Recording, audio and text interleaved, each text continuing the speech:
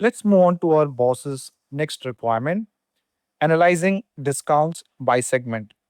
For this, we'll use a bar chart because it's perfect for comparing values across different categories.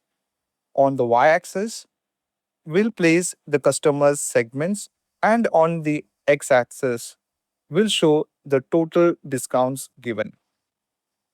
With this visualization, we can easily spot which customer segments are receiving higher discounts. For example, the government and small business segments might show the largest discounts, while the mid market and channel partners may have smaller ones. This helps us quickly identify where most of the discounts are going and whether those discounts align with the sales pattern we saw earlier. So, let's go ahead and build our discounts by segment chart using a bar chart.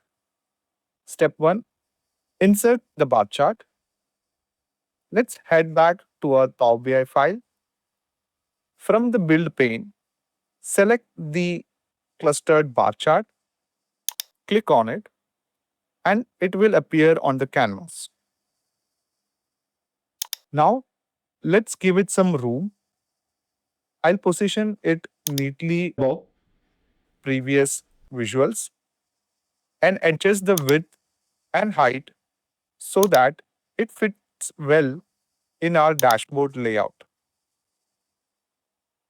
Step 2, add the data. All right, now let's add the data to our chart.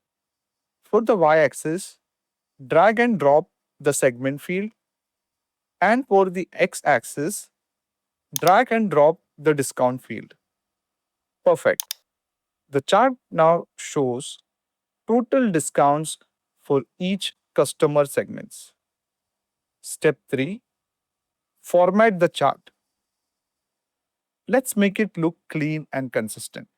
First, change the title to discount by segment. Remove the default sum of prefix that Power BI adds automatically.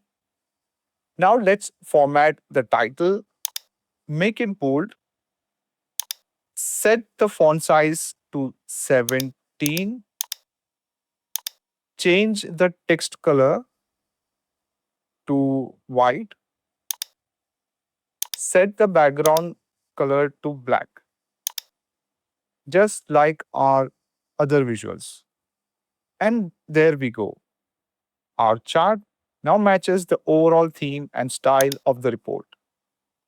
Next, let's turn on the visual border and add a soft shadow. This gives the chart a more professional look and keeps it consistent with the rest of our visuals. Now, we can clearly see the insights. Government and small segments are receiving higher discounts, while channel partners have the lowest. Everything looks neat and uniform now.